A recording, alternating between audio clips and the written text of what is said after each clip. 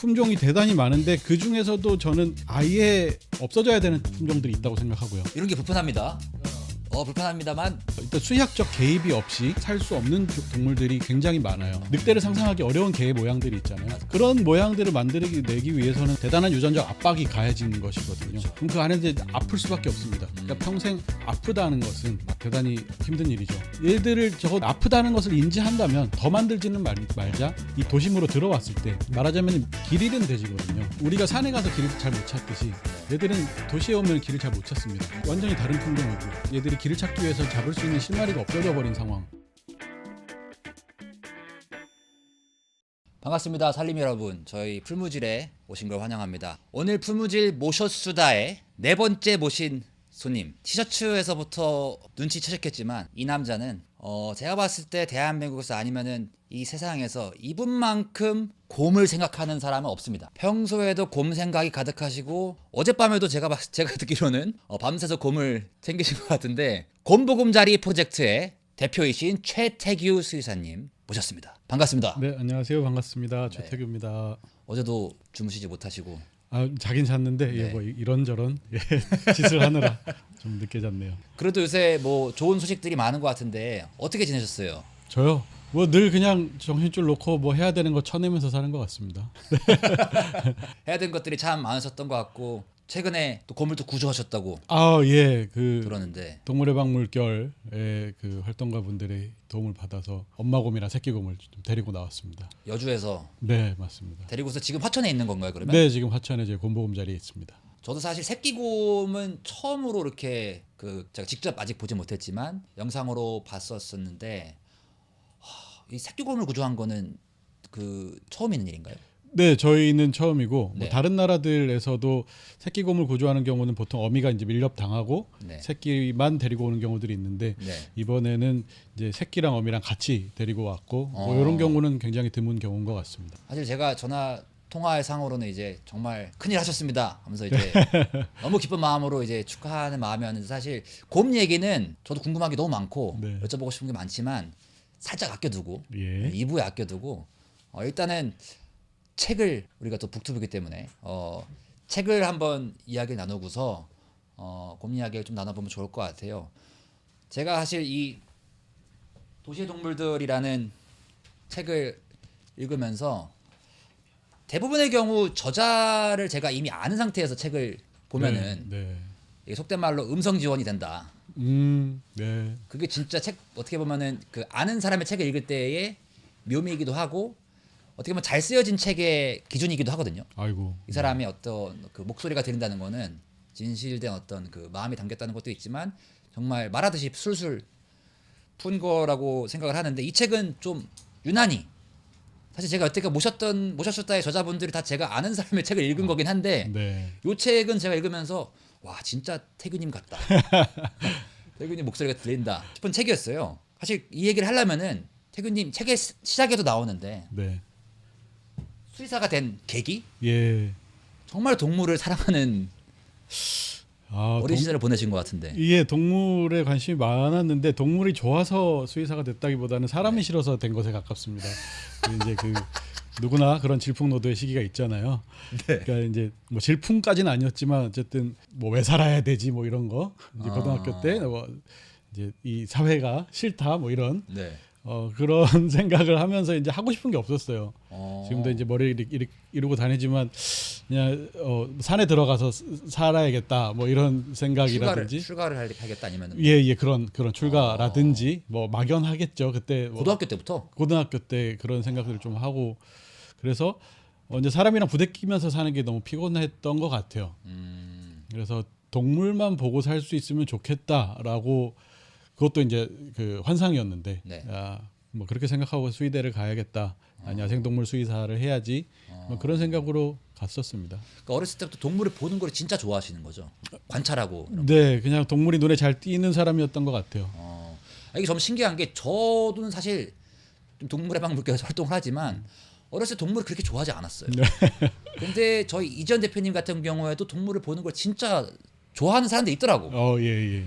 이게 뭐랄까 이게 뭐 태생적으로 네. 성향상 그냥 동물을 보는 거에 대한 엄청난 관심 있으신 것 같은데 그거랑 수의사가 되는 건 또 다른 일이고 네. 수의사를 하는 거랑 또 곰보금자리 프로젝트 대표로서 동물을 위한 어떤 운동을 하는 건 또 다른 일이잖아요. 맞습니다. 수의사를 하시면서 동물 운동을 하게 되고 싶은 마음이 드신 거예요?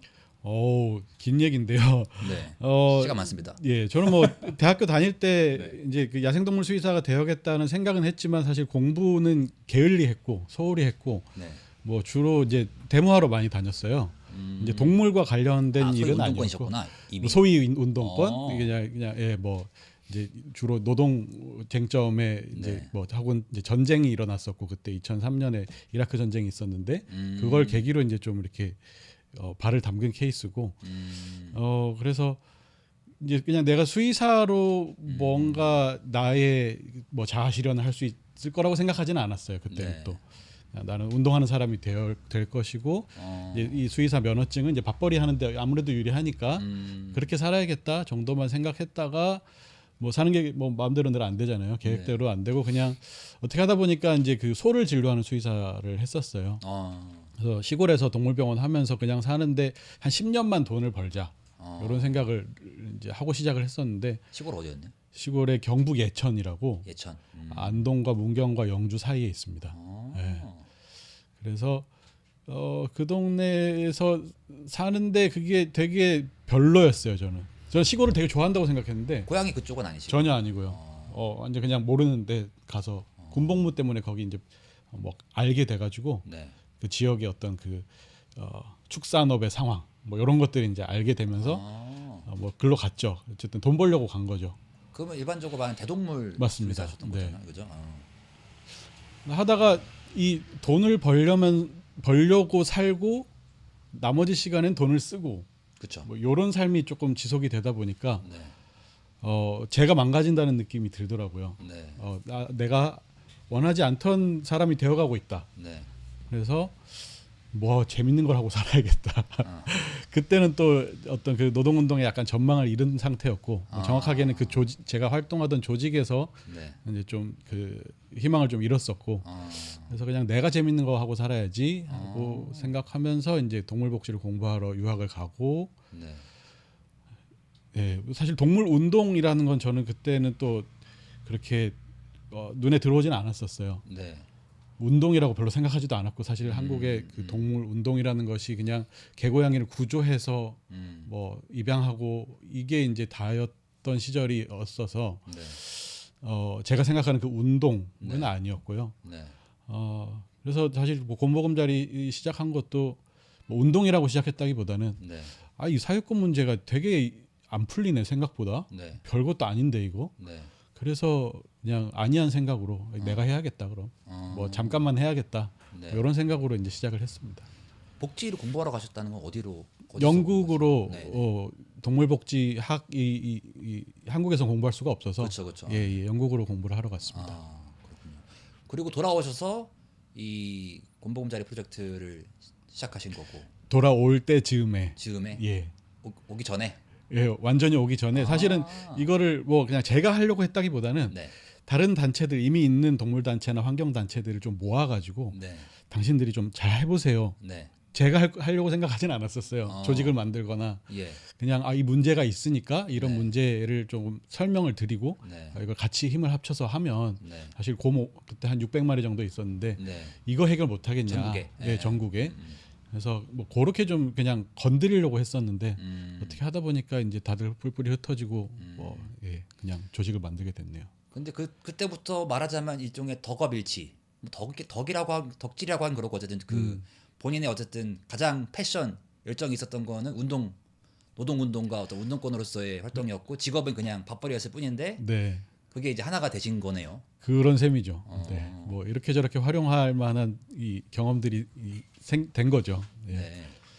근데 그게 저는 이 책에서 그 태균님 목소리가 들린다는 것의 핵심은 사실 저거 이제 저도 뭐 자주 뵙지 못했지만 오메가면서 같이 특히 현장에서 많이 배웠었고 저희 동해물 차원에서는 뭐 여주에서 개도살장에 네. 지금 때 개들을 또 돌봐주시기도 했었고 저희 인제 달뜨는 보금자리에 있는 소들을 또 네. 돌봐주시기도 했었고 항상 이제 어떻게 보면은 그 구세주처럼 나타나서 네. 동물들을 치료해 주시는 살려주시는 역할을 해주실 때마다 우직하다는 느낌과 함께 이 양반 진짜 뭐랄까 뭐라고 하시려고 그냥 뭔가 일개수의사였습니다. 이 양반 진짜 그 줏대 있다. 뭐 그러니까 좋은 말만 하는 분은 아닌 거예요. 맞습니다. 그래서 이 책을 읽으면서 저도 불편했어요. 예. 계속 이게 진짜 뭐 시원하게 뭐 선악으로 구별되는 것도 없고 예. 항상 불편한 지점들을 이렇게 짚어주시고 저같이 동물운동 하는 이제 입장에서도 그 누구도 까지 않는 지점이 없는 예. 책이라고 저는 생각을 하거든요. 예를 들어서 뭐 이 동물운동 하는 것도 채식만이 답이 아니다. 네. 뭐 그게 다가 아니고 그리고 개 고양이를 돌보는 것도 폭력일 수 있다. 음. 뭐 이런 말들 사실 저도 항상 어딘가에서는 그게 좀 이게 진짜 맞나 싶은 상황들이 있는 것들을 가감없이 다 예. 드러내 주셨어서 근데 이게 사실 동물과 가깝게 관계를 맺다 보면은 피할 수 없는 지점이거든요. 맞습니다. 사실 곰 얘기까지 가면은 이제 더 저는 오늘 사실 이거 모신 이유가 곰에 대한 이야기를 전 국민이 다 알아야 된다라는 생각으로 모신 거지만 그 전에 이 책에 나와 있는 동물들 중에서 가장 저한테 와닿았던 이야기들을 좀 여쭙고 싶은데 일단은 고양이. 이 고양이 얘기가 시작하잖아요. 네. 어렸을 때 고양이를 또 예. 키우셨던 경험도 있고 이 중성화하는 거 있잖아요. 네. 이 TNR 한다고 하는 네.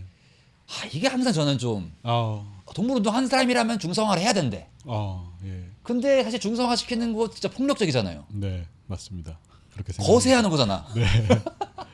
중성화라는 말 자체도 되게 어떻게 보면은 중성적이죠. 완곡어법인 거고. 예. 우리가 가둬놓고서 키우기 위해 또 한편으로는 또 막 우리 집 사라고 하면서 우리는 고양이 모신다라고 하지만 사실 우리 가둬놓고 있는 거고. 네. 근데 반려동물이라는 게 다 그런 거긴 하지만 이 고양이 어떻게 해야 됩니까? 이 다 중성화를 시켜야 되는 거예요. 저도 뭐 어떻게 해야 된다라는 어떤 정책적인 비전을 갖고 있지는 않고요. 뭐 책에도 모호하게 썼는데 딱 그냥 그 불편함 정도를 지적하려고 했던 것 같아요. 그냥 옳다고 믿는 거 되게 흔들림 없이 중성화는 좋은 거야라고 믿는 것이 아닐 수 있다. 그렇죠. 그거 한번 좋다고 하는 생각해보자. 사람은 그러니까 중성화 해야 된다라고 하는 어떤 정부의 입장이나 네. 동물운동하는 사람 입장은 왜 그런 거예요? 그 주체마다 말하는 주체마다 어떤 그 얘기를 선택할 수밖에 없는 어떤 힘들이 있는 것 같아요. 뭐 정부 입장도 그렇고 동물 단체의 입장도 이제 다른 방법들이 모르거나 옳지 않다고 생각한다기보다는 그게 가장 좀 여러 가지 입장들 만나는 거죠. 여러 가지 입장을 충족시킬 수 있고 뭐 어떤 활동을 지속한다거나 동물에게 주어진 상황에서 최소한의 어떤 피해를 준다거나 뭐 이런 것들이 이제 모아서 합의한 지점 정도라고 생각을 하고 그것이 대단히 윤리적이라서 선택을 했다고 보지는 않습니다. 그러니까 뭐 논리는 어쨌든 개체 수를 조절해야 된다는 거잖아요. 너무 많아지니까 네. 그렇고 너무 많아지면은 그들이 불행한 삶을 살게 되니까 그 정도의 논리인 거잖아요, 그죠? 뭐 그것도 있을 텐데 저는 네. 이제 정부의 입장에서는 사실 동물이 힘들어진다라는 것보다는 네. 어쨌든 민원이 들어오니까 그걸 처리하려는 네. 그 힘이 가장 강한 것 같고요. 네. 동물 단체들도 길에서 고양이가 많아지면 고양이가 미움받는 그렇죠. 상황이 되니까 민원이 많아진다는 이들을 게 좀 그런 거니까. 줄인다는 얘기도 사실 되게 조심하더라고요. 저는 그쵸. 그것도 좀 놀랐는데 네. 개체수 감소가 아니라 개체수 조절이다. 맞아요. 그래서 그러면은 길에서 고양이를 최대한으로 줄이려고 하는 게 아니냐라고 저는 이제 질문을 했더니 그렇죠. 아니다. 그건 아니지. 그래서 그렇게 말하면 이상하지. 그래서 저는 그것도 조금 충격적이었는데 네. 어쨌든 길에서 계속 고양이를 살게 하려는 어떤 그 힘도 또 있는 것 같아요. 그렇죠. 길에 고양이가 있어야 된다. 또 아예 없으면은 또 인간과 고양이의 관계가 또 멀어지게 되고. 그러게요. 하여튼 그래서 저는 길에서 고양이를 살게 하는 게 되게 고양이한테 가혹한 그렇죠. 거라고 생각하거든요. 어쩌실지 모르겠지만 저도 해방촌에서 그냥 길에 어떻게 보면은 죽어 있는 고양이를 발견해서 네. 묻어준 적도 있고. 근데 그럴 때마다 진짜 이 고양이들의 삶과 특히 그 죽음에 관해서 네. 너무 불편한 경우들이 생기잖아요. 근데 그렇다고 고양이들 산에다가 풀어줄 수도 없는 거고 예. 또 집에 가두는 게 더 나은지도 모르겠고. 네. 그래서 거기에서 어쨌든 모호하지만 불편한 문제 지적을 하시는데 네. 태규님의 어쨌든 전문가로서 네. 고양이를 위한 뭐가 제일 좋은 거예요? 고양이는 어디 사는 게 가장 행복한 건가요? 그건 되게 어려운 질문인 것 같은데요. 네. 그 근본적으로 보자면 뭐 고양이뿐 아니라 이 가축화된 동물들, 네. 가축화의 어떤 진화 과정을 겪은 동물들은 그 가축화된 과정에서 어떤 환경에 적응했는가, 어떤 상황에 적응했는가를 보면은 가장 간단하다고 생각하고요. 그렇죠. 개건 고양이건 소건 뭐 닭이건 돼지건 지금의 어떤 주거 형태나 어떤 도시의 형태에 적응한 적은 없었던 거죠. 그쵸. 진화하는 과정에서. 너무 최근에 갑자기 일어난 일이죠. 그렇죠. 몇천 년에서 뭐 만년 가까이 동안은 사람이 그냥 모여서 살고 농사를 짓고 그 주변에 있는 들과 산과 뭐 창고와 뭐 드나들 수 있는 부엌 뭐 이런 것들에 이제 적응을 해서 이 동물들이 몸이 만들어졌을 텐데 그렇죠. 유전적으로 만들어졌을 텐데 그 상황이 저는 뭐 가장 이들에게 적합한 상태라고 생각은 하고요. 근데 이제 그렇다면 우리가 뭐 동물을 위해서 네. 다시 이제 이 도시를 버리고 농경 사회로 돌아가자 이렇게는 할 수는 없는 것이고 근데 거기서 이제 절충점을 어떻게 찾아갈 것인가에서 저는 이 동물들의 입장이 좀 고려가 됐으면 좋겠다 그쵸. 정도의 바람입니다. 그러니까 이 동물들에게 이상적인 어떤 조건을 줄 수 있다는 생각까지는 안 하고 다만 이제 지금은 사람들의 어떤 그 그냥 이해관계와 뭐 욕망들이 이제 투여돼서 동물을 어디다 갖다 놓는데 뭐 중성화를 하기도 하고 조금만이라도 동물들의 입장도 좀 그 이해관계에 넣어주자 뭐 이 정도의 입장을 가지고 있습니다. 그래서 개고양이 같은 경우에는 책에서 말씀하신 것처럼 뭐 인간이랑 관계에서 만들어진 종이고 사실상 네. 뭐 가축화된 뭐 요새는 반려동물이라고 부르지만 네. 그렇기 때문에 야생동물이랑 똑같이 우리가 고려할 수는 없는 것이지만 네, 네. 그럼에도 불구하고 요즘 같이 이렇게 대도시화되고 뭐 쉽게 말하면은 원룸에서 캣타워에 살게 하는 거는 정말 그들의 입장에서도 정말 최근에 일어난 네, 일이기 맞습니다. 때문에 그게 그들의 어떤 그 이익을 생각했을 때 최선인지 모르겠다 정도의 말씀이신 것 같고 어쨌든 중성화를 해야 된다 말아야 된다는 중성화요. 그냥 길고양이의 문제인 건데 네. 길에 살고 있는 고양이들을 중성화해서 이제 개체수를 증식하지 않게 하는 뭐 목적이 이제 고양이들한테 이익이 될 수도 있죠. 네. 폭력적이지만 그 그쵸. 폭력을 가함으로써 네. 우리가 이제 이들에게도 이익이다라는 고양이보다 조금 더 먼 미래를 내다볼 줄 아는 사람들이 아는 존재들이니까 그쵸. 그렇게 해줄 수는 있는데 네. 일괄적으로 모든 고양이를 중성화해서 길에다 살게 그대로 살게 하자라는 것에는 저는 문제는 있는 것 같습니다. 그러니까 고양이들이 잘 살 수 있는 네. 그 중성화를 해도 괜찮은 네. 정도라고 판단할 수 있는 맥락도 있고 네. 예컨대 이제 제가 일하는 그 학교에서는 고양이가 아주 잘 사는 애들이 있거든요. 학생들과 교직원들과 그 학교에 드나드는 모든 사람들이 예뻐하고 맞아. 그런 애들 있어요. 예, 네. 누구도 자리 잘 잡은 이 친구들. 아이한테 해코지하지 않고 네. 이 고양이는 막 건물에 올라가서 막 7층까지 올라가서 강의실에서 잠도 자고 뭐 비도 피하고 맞아요. 밥도 충분히 얻어먹고 네. 이렇게 사는 애들은 저는 중성화해서 거기서 살게 하는 게 가장 좋은 선택지라고 보고요. 네. 그런데 대체로는 제일 많이 죽는 게 이제 사고잖아요. 그렇죠. 자동차에 치이거나 자기들끼리 싸워서 죽이거나 이런 상황에 놓여 있는 애들을 그냥 중성화해서 뭐 알아서 살아라라고 하는 거는 저는 좀 가혹한 것 같고 그런 동네에서는 사실은 고양이가 안 살게 하는 게 가장 좋은 것 같아요. 그쵸. 최소한의 개체수로 유지를 하거나 뺄 수 있으면 빼거나. 근데 이제 뭐 완전히 없애자고 하면 이게 박멸인 건데 그렇죠. 박멸은 저는 불가능하다고 생각하거든요. 그쵸. 어떤 동물에게든 이게 한번 이제 들어와 가지고 번식을 시작하면은 완전히 없애는 것은 뭐 불가능에 가깝고 네. 못한다는 전제하에 네. 그래도 이렇게 힘들게 사는 고양이들을 최대한 우리는 없애자. 얘들을 입양을 보내든 뭐 안락사를 하든 거기 계속 살지 않게 하는 게 저는 좋은 것 같습니다. 이게 진짜 뭐 안락사 얘기까지 나왔지만 사실 동물의 복지를 생각하거나 동물의 관리를 생각하는 입장에서 당연히 이상적으로는 인간과 비인간 동물이 정말 행복하게 공생할 수 있는 도시가 있고 특히 말씀하신 것처럼 반려동물인 가축들은 도시에서 살아왔고 그러니까 도시라는 것이 인간의 어떤 품 안에서 인간이 만들어낸 문명 안에서 공진해온 존재들이기 때문에 그들 입장에서도 그 인간과 같은 가까운 거리에서 사는 것이 불가피한데 근데 그럼에도 불구하고 최근의 도시화는 너무 급격하게 그 비인간 동물의 복지나 그 어떤 생태를 고려하지 않은 상태로 막 이렇게 확장되어 왔기 때문에 네. 거기에서 막 마구 증식이 되는 것들에 대한 걱정을 하시는 것 같아요. 근데 이게 어쨌든 너무 불편한 지점인 거죠. 네. 이게 동물 복지를 이야기하면서 우리가 안락사 얘기가 나온다든가 중성화 얘기가 나온다는 것 자체가 불편하지만 지금 그렇게 되고 있는 네. 상황이고 그리고 이런 얘기가 사실 다른 사람이 했었으면 저는 뭐 이렇게 투쟁했을 텐데 가장 최전선에서 동물을 돌보고 살리는 분이 이런 말씀을 하시는 것들에 대한 어떤 또 아이러니 같은 예. 것이 있는 것 같아요. 그래서 이 책이 참 읽으면서 저도 되게 흥미로웠던 것 같고 고양이는 그렇다 칩시다. 네. 근데 저는 이제 고양이보다는 개 어. 쪽이거든요. 네. 이제 개를 모시고 살고 있고 네. 더 정확하게 이제 왕손이라고 하는 17살 된 할아버지 코카스파니엘이랑 제가 같이 살고 있는데 이 책에도 개 얘기도 나오지만 개는 뭐 우리가 개 식용 종식을 위해 운동도 예. 함께 했었고 그렇게 됐지만 이 집안에 가둬놓는 게 이게 너무 미안할 때가 많아요. 네.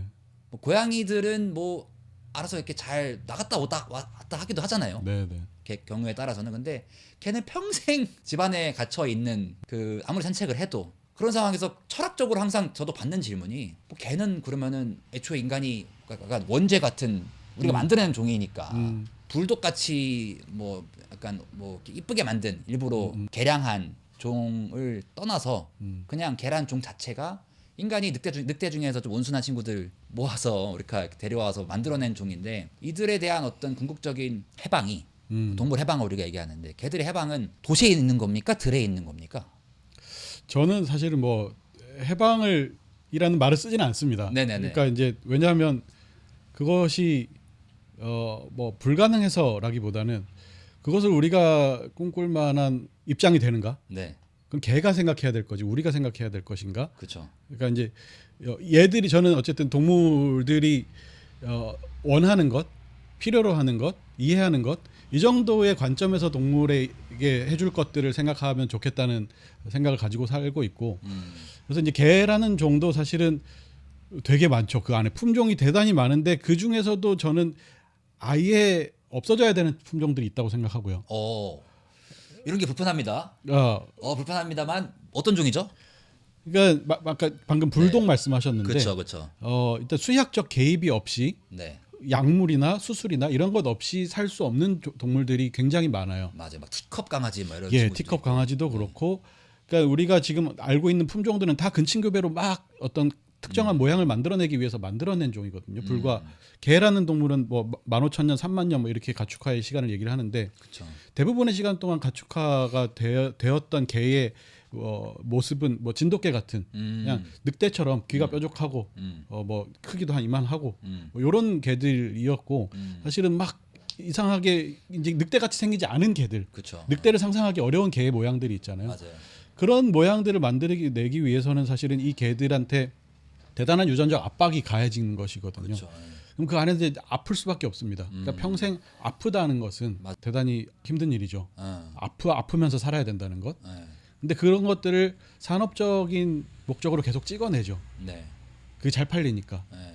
근데 귀여우니까 그냥. 제가 멸종시켜야 된다고 얘기하는 부분은 네. 지금 있는 애들을 죽이자라 이런 얘기가 아니라 네네네네. 얘들을 적어도 이 아프다는 것을 인지한다면 더 만들지는 말자.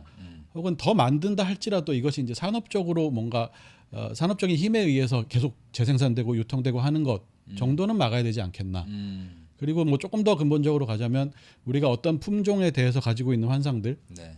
개를 키울 때 뭐 키울래 그러면은 보통은 이제 뭐 어떤 성격이나 뭐 행동 반경 뭐 이런 걸 생각하기도 하지만 보통은 외모를 생각하죠. 맞아요. 그러니까 그 외모로 어떤 동물을 데리고 와서 고르고 키우는 것 자체가 저는 조금 동물에게 안 좋은 문화가 형성이 됐다고 생각해요. 맞아요. 우리가 원래부터 그랬냐면 그렇지도 않고 이 개의 외모, 고양이의 외모를 가지고 골라서 집안에서 키우는 것은 사실 한국의 맥락에서 보자면 한 3, 40년밖에 안 된 일이잖아요. 네.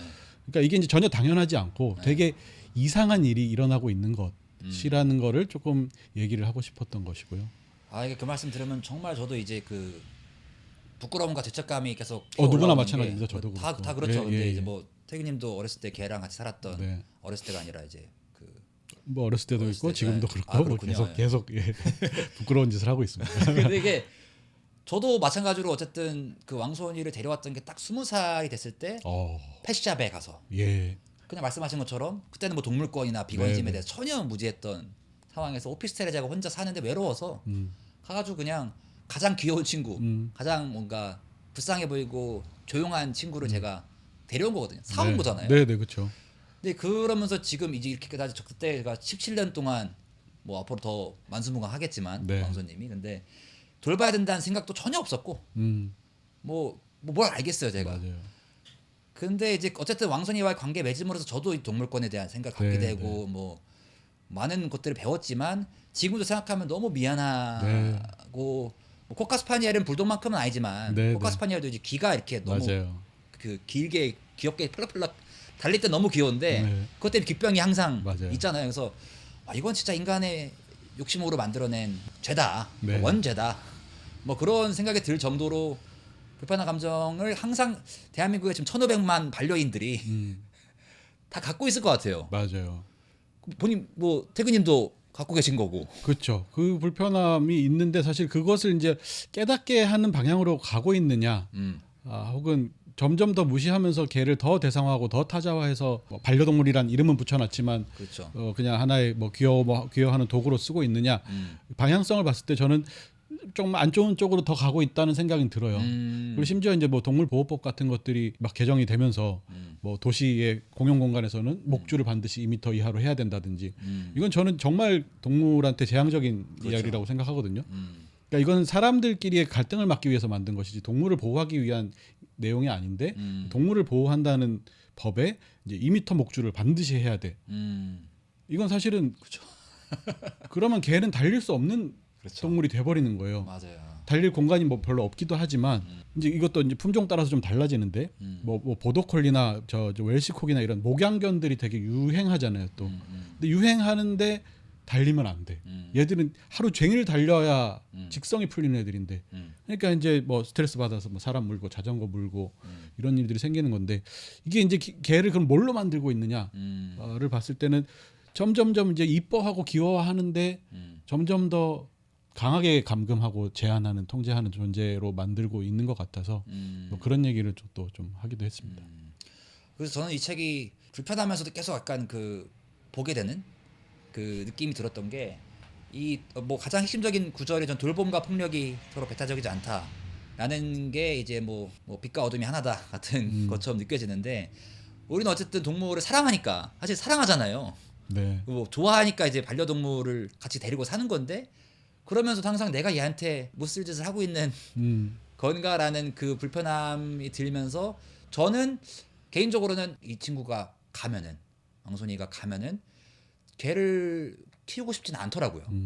근데 또 글로나 말로는 항상 뭐 동물한테 뭐가 좋냐 안 좋냐를 따질 수 있겠지만 태균님 말씀하신 것도 애매모호하게 들리지만 결국에는 동물 입장에서 생각해야 된다고.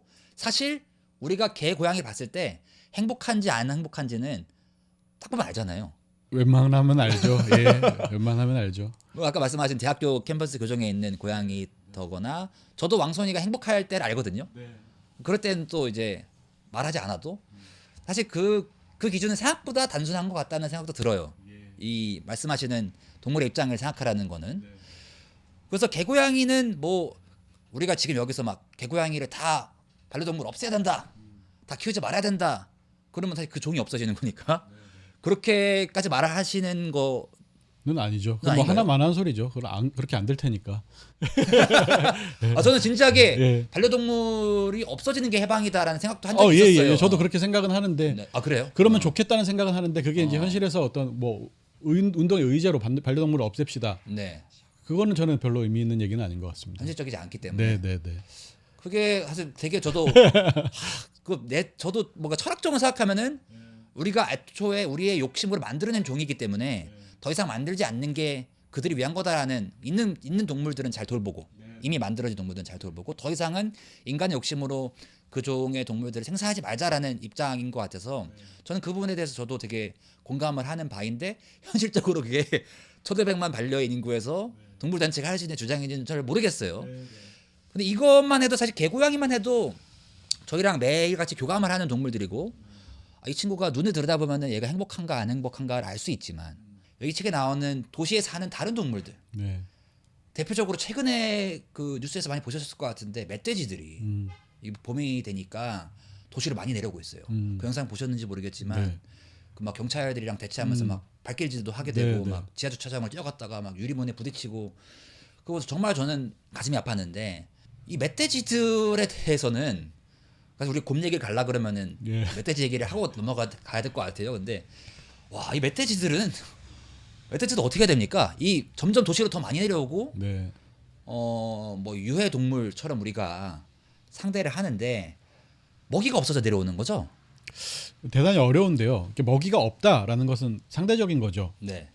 어떤 자원이 이만큼 있는데 그거를 하나가 먹냐, 열이 먹냐, 백이 먹냐에 따라서 먹이가 있는 것이기도 하고 없는 것이기도 하잖아요. 그렇죠.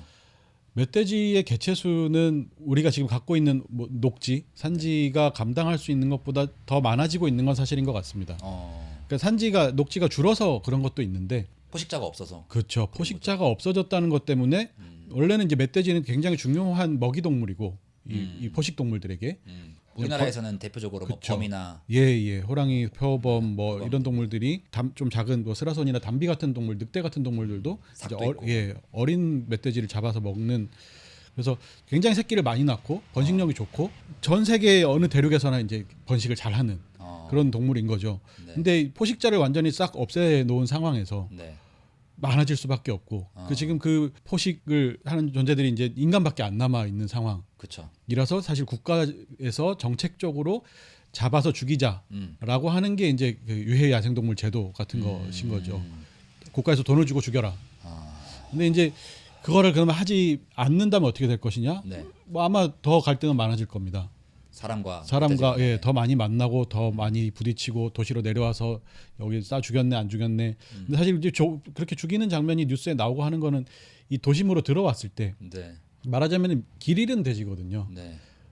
도시에 들어오면은 우리가 산에 가서 길을 잘 못 찾듯이 네. 얘들은 도시에 오면 길을 잘 못 찾습니다. 완전히 다른 풍경이고 그쵸. 뭔가 얘들이 길을 찾기 위해서 잡을 수 있는 실마리가 없어져 버린 상황. 당황하고 도망가야 되는데 뭐 유리 같은 거 인지 못하니까 유리에 쳐박는 거거든요. 그 앞에서 알짱 사람들이 막 뭘 어른어른 하니까 하지마 하면서 이제 덤비는 건데. 패닉이겠죠 완전. 네. 그러니까 이제 모든 동물들이 파이트 오 플라잇이라고 하잖아요. 싸우든가 도망가든가. 도망갈 수 있으면 도망갑니다. 그게 에너지 소모도 적고. 근데 못 도망갈 때 싸우는 거거든요. 그러니까 멧돼지가 덤비는 거고 그 장면을 보고 이제 멧돼지는 포악해 사람을 다치게 해 이런 이미지를 갖게 되는 건데 저는 그 장면은 사실은 멧돼지 전체로 봤을 때는 아주 일부일 뿐이고 사실 훨씬 많은 수를 우리는 이미 죽이고 있고 산에서 이들을 어떻게 할 것이냐에서는 사실은 더 많이 잡아야 된다라는 생태학자들의 의견이 있고요. 너무 많아졌다 이미. 그래서 그냥 멧돼지의 문제가 아니라 이 생태계 자체를 망가뜨리는데 예컨대 멧돼지와 먹이가 겹치거나 멧돼지가 먹을 수 있는 동물들 뭐 꿩의 알 같은 것들을 많이 먹어서 꿩이 줄어든다든지 뭐 너구리 같은 경우는 이제 도시에서 훨씬 많이 살게 됐지만 한때는 이제 너구리가 줄어든다든지 등등의 문제들이 있어서 그러면 우리가 생태의 균형을 인간이 어쨌든 맞춘다라는 전제를 했을 때 멧돼지를 굉장히 많이 죽일 수밖에 없는 상황이 된 것 같고 여기에서 이제 균형을 조금 더 원래의 모습대로 맞춘다면 아까 말씀하신 범 같은 동물들 뭐 늑대 5월드에서 풀려난 늑대 이런 동물들이 멧돼지와 함께 살지 않으면 저는 해결책은 사람이 죽이는 것밖에 없는 것 같고요. 여기까지 오면 저는 이제 네. 우리가 동물을 어쨌든 살리려고 운동을 하는 네. 두 사람이 앉아서 하는 얘기가 계속 동물을 줄여야 된다를 얘기하게 되는 게 예. 저는 사실 본질적으로 가면은 이 모든 사단이 네. 인간 동물이 너무 많아서 생긴 거잖아요. 그렇죠. 뭐 수도 많기도 하고 뭐 다행히 지금 이제 줄어들기 시작했다고는 하지만 다행인 거죠. 근데 저는 다행이라고 생각하는데 네. 근데 그게 이제 이 야생 동물들의 터전을 원래대로 되돌릴 정도로 줄어들기를 원하는 거는 어려운 일인 것 같아요. 이게 지금 인간이 뭐 지금 80억이잖아요. 80억이라고 하는데 뭐 혹자는 이제 지구의 적정 인간 수준이 인구 수가 뭐 한 20억이 맥스였다. 최대였다라고 말하시는 분도 제가 봤고 또 그 정확히는 뭐 어떻게 알겠어요. 근데 누가 봐도 어쨌든 이 멧돼지의 개체 수를 뭐 조절해야 된다. 뭐 범이나 곰은 우리나라에서 이미 한반도에서 뭐 멸종 위기에 갔다가 지금 조금씩 뭐 복원이 되고 있는 상황이지만 이 모든 일은 인간이 너무 많아서 도시가 커지고 숲이나 산이 줄어들기 때문에 저는 생기는 것 같은데 애초에 인간이 싫어가지고 동물을 이제 공부하시게 됐다라는 말에서 이렇게 얘기하다 보면 결국에는 또 이게 어떤 본질적인 인간 혐오, 인간이 너무 많고 인간이 이렇게 많이 우리가 같이 동물과 공존할 수 있을까에 대한 고민을 갔을 때 결국에는 그렇다고 우리가 인간에 대한 개체수 조절은 우리가 논의할 수 있는 얘기가 아니잖아요. 그거 히틀러가 했던 거잖아요. 그래서 거기에서 계속 이 인간의 역할, 결국엔 인간이 어떤 신의 역할을 하게 되고, 신의 역할이라는 건 이 생태계 조화를 인간이 판단해서 어느 정도가 적정한 개체수이고 어떤 종을 복원할지, 어떤 종을 아까 뭐 호랑이나 늑대가 있어야 된다, 이런 판단을 인간이 하는 것 자체가 너무 불편한데, 아까 마치 아까 고양이를 가둬두는 것도 내가 뭔데 얘네들의 복지와 권리를 내가 판단하지를 하다가 판단하지 않을 수 없는 그 위치에 계속 놓이게 되는 것 같아서, 뭐 막 갑자기 뭐 외계인이 와가지고 우리 개체수를 조절하지 않는 이상, 거기에서 저는 그 본질적인 우리의 불편함과 이 시스템 에러가 지금 뜨고 있는 것 같은데, 태균님은 어떻게 그거를 판단하세요? 이 인간에 대한 그러니까 자아 성찰? 그 뭐 생태계 문제라든지 아니면 동물 개체들의 복지 문제라든지 이런 것들은 어쨌든 인간이 판단하고 행동할 수밖에 없다고 생각하고요. 그거를 이제 저는 사실 권리 담론을 잘 사용하지 않는 것이 우리에게 그럴 자격이 있느냐, 우리 동물을 죽이거나 생태를 조절하거나 하는 그런 신과 같은 그런 권리가 있느냐라고 하는 게, 저는 뭐 철학적인 어떤 성찰로는 있을 수는 있지만 그것이 이제 실제로 그러면 어떤 역할을 할 것이냐에서 사실은 불편함을 피하기 위한 발을 빼는 것 정도밖에 못하지 않나? 그러니까 그냥 냅두자, 모르겠다라고 하는 것도 저는 하나의 판단인 것이고, 예. 그래서 그것도 하나의 행동인 것이고, 그랬을 때는 우리가 그러면 최선의 어떤 판단과 행동을 결정할 때에 좋지 않은 것 같아서, 저는 불편함에도 불구하고 그것이 우리가 싸질러놓은 똥에 대한 책임이라고 생각을 하고, 불편하지만 어쨌든 계속 시행착오를 하면서 찾아가고 있는 것 같거든요. 뭐 어떤 자연과학적인 지식도 그렇고, 뭐 철학적인 부분도 그렇고, 우리가 저질렀던 것들, 가장 그 반성의 대상이 되어야 되는 것들은 이제 이 서구의 뭐 제국주의, 식민주의, 자본주의인 것이죠.